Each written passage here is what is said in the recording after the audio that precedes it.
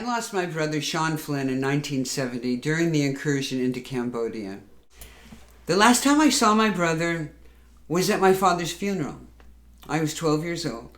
At the age of 17, I became a model. I was working for Ford in New York, and I was ready to go to Paris with my career at the age of 18. And at that time, I'd been corresponding with my brother, saying, I can't wait, I'm coming over to Paris, we're going to meet. I met with his girlfriend at a club called Castile's. We then heard together that my brother had been captured. And a reporter came up to us and said Sean Flynn was captured. He had been hit by shrapnel. He had been with the special forces. He was a Flynn. He was going to make it. It didn't even occur to me that he was not coming home.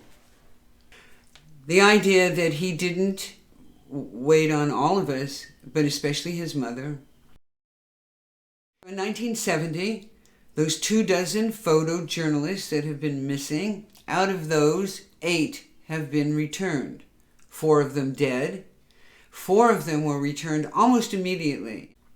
There are 16 left that we don't know where they are, whose families are crying, just like me, whose families never have it out of their mind for 1 minute that they would like their child home. The first 2 years after his capture, I was positive my brother was going to come out of that war like a true Flynn, the adventurer that he was. He would have survived. Of everybody, I assumed my brother would survive. This did not happen, and for the last 40 years, I've been trying to figure out what to do. How do you find a needle in a haystack? How do you find somebody in Cambodia?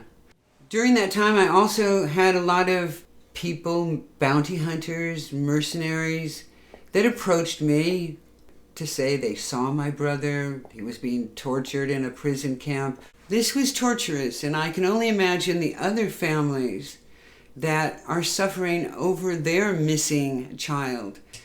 Of course, I understand my brother was the son of Errol Flynn. He was the most exploitable missing journalist during that time. I met Mike Luring 12 years ago. He is a devotee of the Vietnam War. He had relatives that were in the war.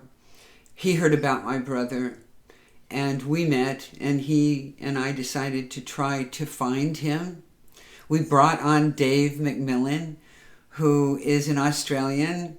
He is an adventurer. He is definitely a cross between Errol Flynn and Crocodile Dundee.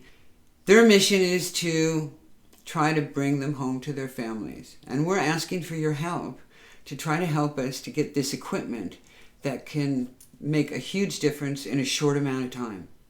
There is a new technology called GPR, Ground Penetrating Radar.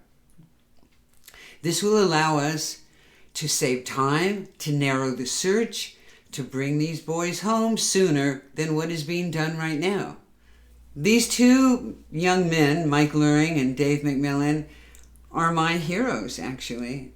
They are the ones who, through thick and thin, have been pursuing the search for my brother. It has been heartbreaking, not only for me, but for my brother's mother, Lily Demita, who spent the last 40 years of her life searching for her only son. And I want my brother buried next to her. We need your help.